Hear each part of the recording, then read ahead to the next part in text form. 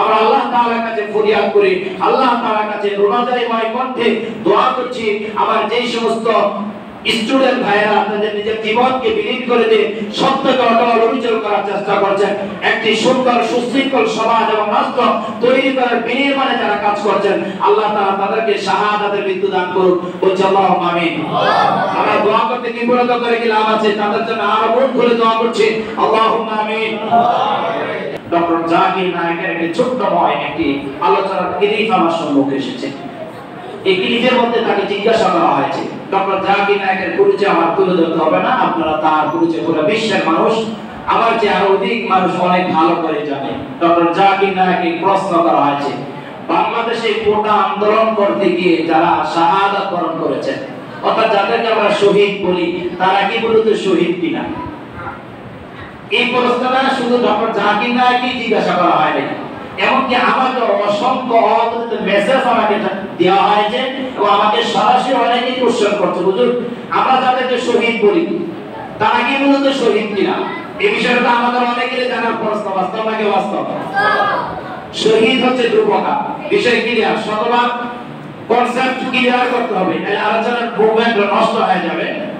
তারপর জাকির নায়েককে জিজ্ঞাসা করা হয়েছে, আমার বক্তব্য বলছি না, তারপর আমার লেকচার দেব।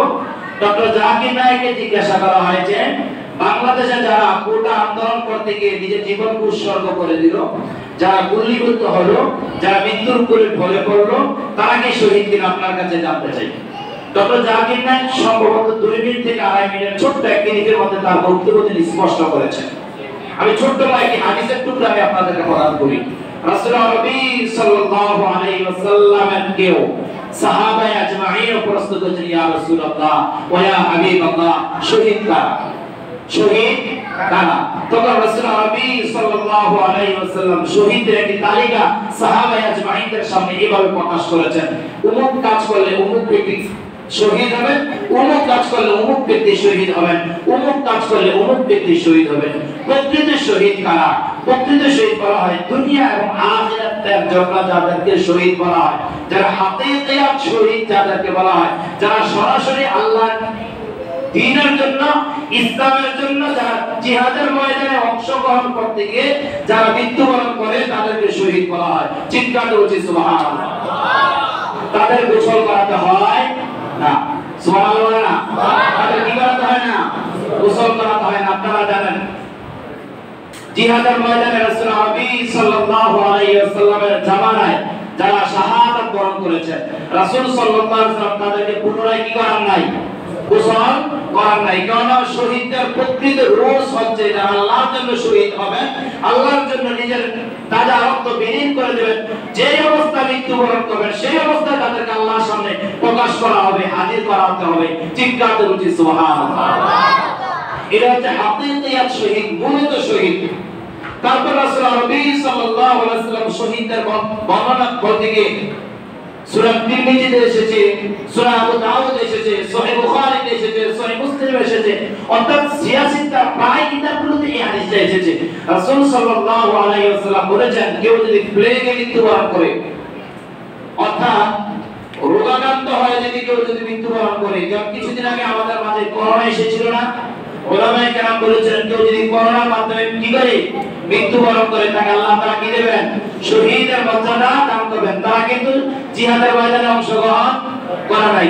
কোন ব্যক্তি যদি মাটির চাপা খেয়ে, যেমন বিশেষ করে আমাদের যে সমস্ত অঞ্চলগুলোর মধ্যে পাহাড় অঞ্চল রয়েছে, পাহাড় ধসে কোন ব্যক্তি যদি মৃত্যুবরণ করেন, আল্লাহ তাআলা তাকে শহীদের মর্যাদা দান করবেন। সুবহানাল্লাহ।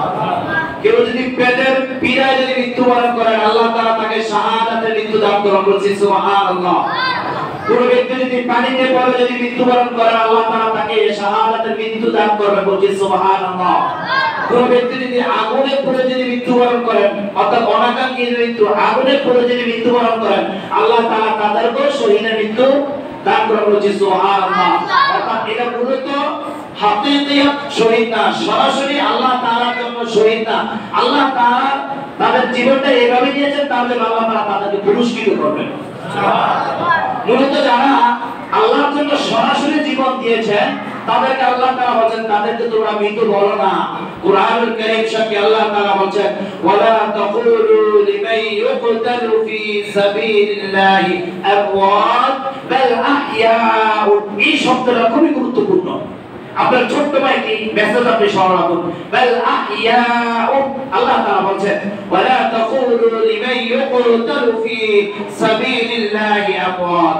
যারা আমার জন্য জীবন উৎসর্গ করেছে, যারা আমার জন্য নিজের জীবনকে বিলীন করে দিয়েছে, যারা আমার জন্য নিজের জীবনকে উৎসর্গ করে নিজের তাজা রক্তকে বিলীন করে দিয়ে জীবনকে তছনছ করে দিয়ে আমার কাছে চলে আসলো, তাদেরকে তোমরা মৃত বলো না, বাল আহইয়াউ, বরং তারা জীবিত।